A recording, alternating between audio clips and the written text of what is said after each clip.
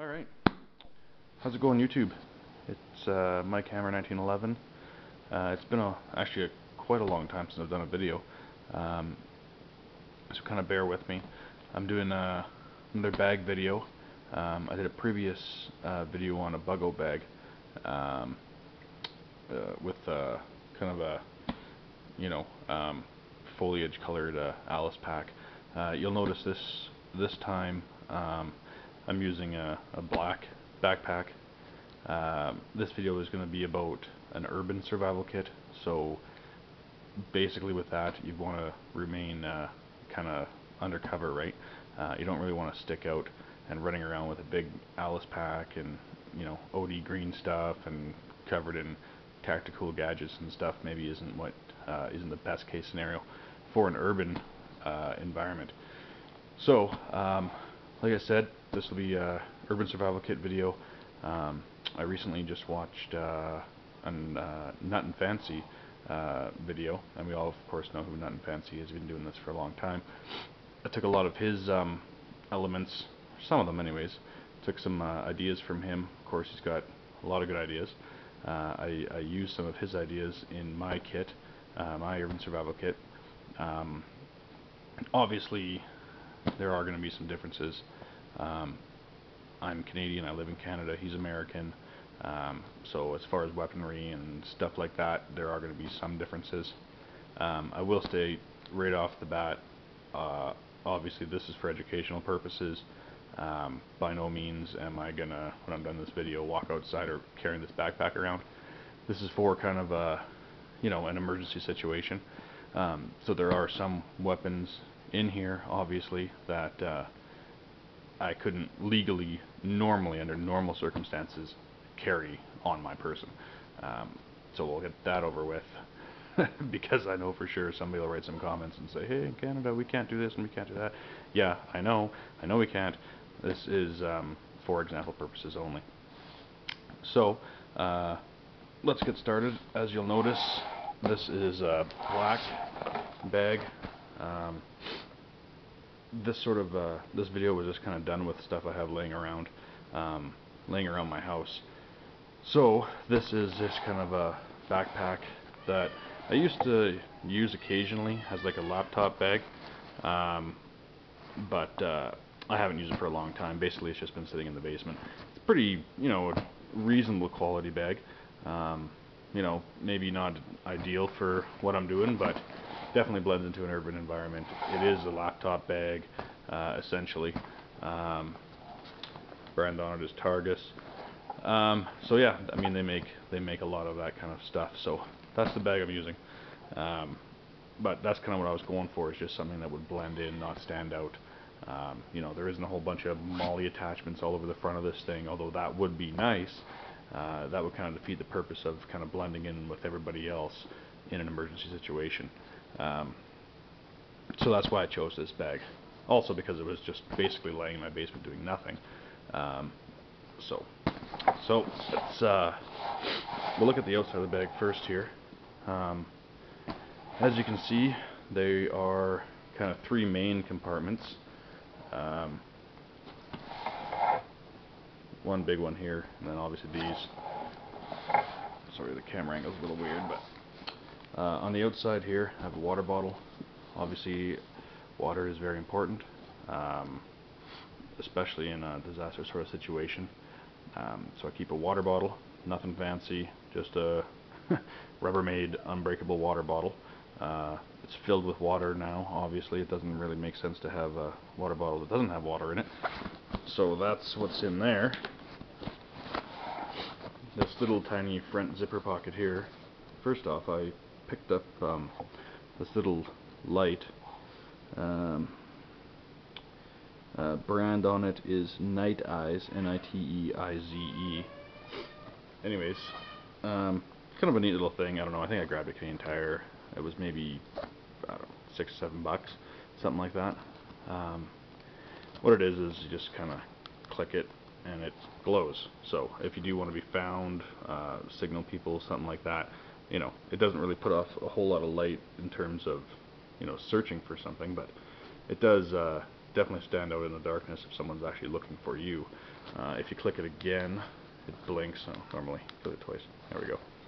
So it blinks for like an SOS feature, which is kind of nice. I mean, it's simple. It just kind of clips to the backpack. So they say that this glows in the dark actually all the time. It hasn't. I've tried it. It doesn't seem to glow in the dark, but the light does work. And it's just a little LED, so I mean you get a ton of hours out of these little batteries that are in this thing. I don't even think I would replace it if it ever did die. I'd probably throw it out. It'd probably cost you more for batteries. Anyways, so we'll open this pocket up, and in here,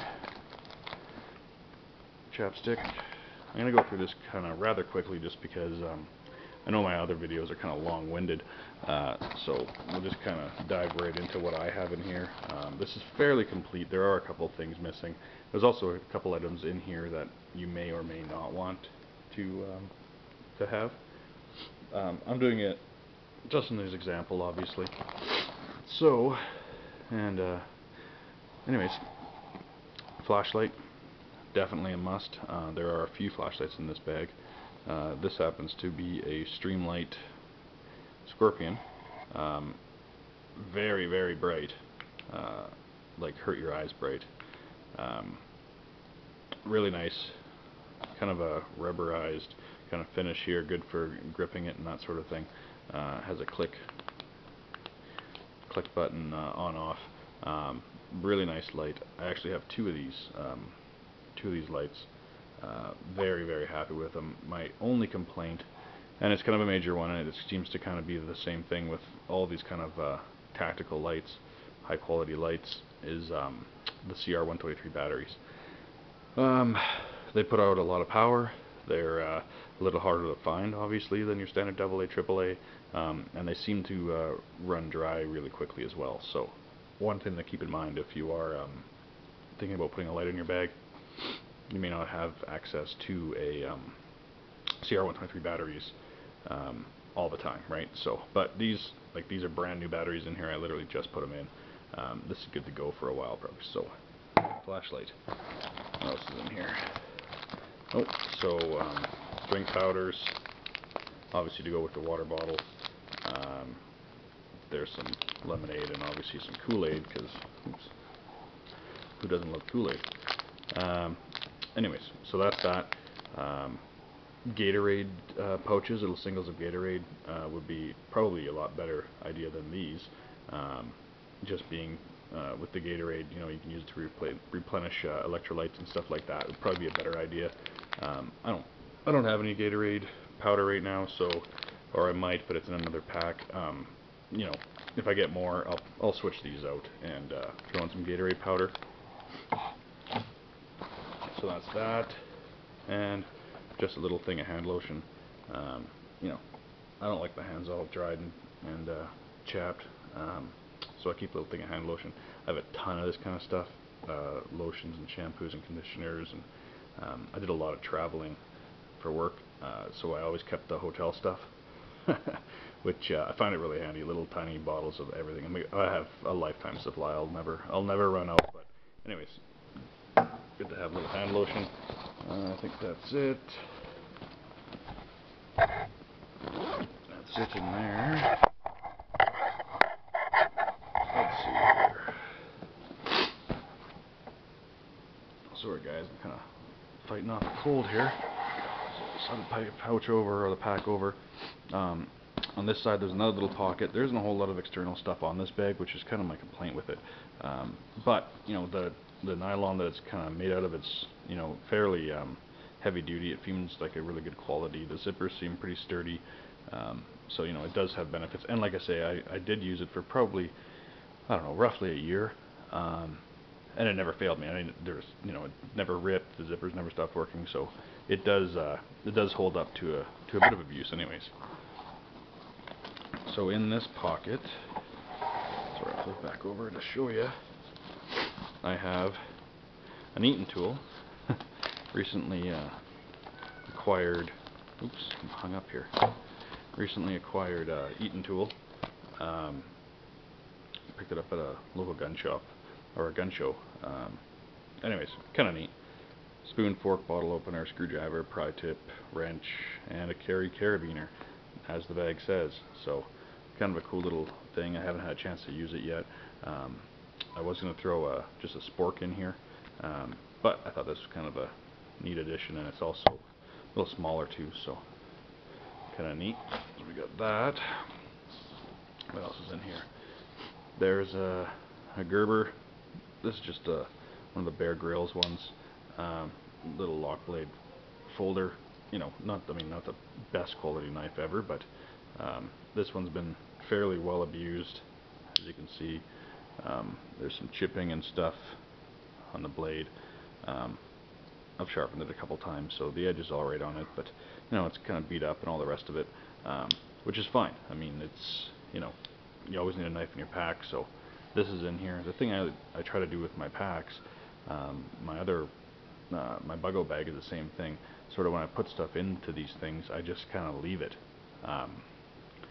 You know, I kind of, like Nothing Fancy says, you know, I mean, it's kind of, you have to kind of forget it, because if you start taking stuff out of here and you know, borrowing stuff from this pack for that pack, or I'm going camping this weekend and I want to grab this knife out of here, or whatever, right?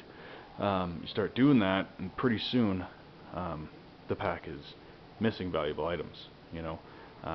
So I kind of, when I build a pack, I just kind of forget that I even have that stuff, and just set up the pack the way I want it and leave it that way. So I mean, are there nicer knives that I could throw in here? Yeah, I guess there are nicer knives that I could throw in here. I have several knives, but you know, this knife, decent quality, you know, and I can kind of just forget I have it, so I'll throw it in there. I mean, I could substitute it with my Kershaw, but this is kind of like my everyday carry knife, you know. So I like it. It's always on me. Very nice knife. Been through a ton of stuff and still looks new, you know. I like the assisted open. So I mean, yeah, there are other options, but for this, this Gerber works fine. So that's in there. What else? There are energy drinks. So just kind of two of these. These are just like cheap kind of called raid shots, but you know, basically like the 5-hour energy drinks, that sort of thing. Just tiny little energy drinks. Always good, I guess, to have kind of a boost, to pick me up sort of deal. You know, in a kind of emergency situation. So that's in there, and they don't take up a lot of space. In my buggo bag video, I have more food and kind of stuff like that. In an urban environment, it's not really necessary. I mean, it's, you know, I can find something to eat probably anywhere I go. You know what I mean? I'm in a city kind of. Sorry guys. I'm in kind of a city environment. So I mean, there's going to be a lot of kind of stuff around, but you know, always good, of course, to have some water. Those energy drinks, doesn't hurt. So we'll get into this part of the pouch right now. Just kind of turn it so you can see it. Get rid of that. Get rid of this water bottle too, actually, because it's in the way now. So in here, all right. First, there is a large fixed blade knife in here. This is it's actually been around for quite a long time. I did use it quite a bit when I first got it. It's just a cheap knife, to be honest with you. Like, I don't even know the brand or anything on it, but it's fairly solid. It's fairly thick. The sheath is alright too. It's got a nice plastic lining in there, so the blade doesn't cut through it. But yeah, I mean, you know, best quality? No. Is it really necessary to have this knife for an urban survival kit? Probably not. I mean, a knife is a nice tool. I don't have a pry bar in this kit, so I mean, could this possibly pry something, maybe a door or elevator or something like that? Yeah, absolutely. I mean, it's thick enough, kind of heavy enough that you could do that with it. You know. So, I mean, you know, tons of uses for a knife. I mean, yeah, I guess I could get rid of it and just stick with a little folder, but always good to have a nice fixed blade as well. Again, like in kind of a bug out situation, like this might be on my belt or something like that. For this urban kind of thing, most likely not. I'm going to keep it out of sight. I'm trying to just kind of fly under the radar a bit, so you know, I don't want to draw a whole bunch of attention to myself, so I'm probably gonna go without having this, you know, in plain sight. So that's in there. I'll stop here. I'll go to a part 2. Hopefully we can go through this pretty quickly, but it seems like whenever I make a video I just kind of talk on and on and on, and I'm doing it right now, so hang on for part 2.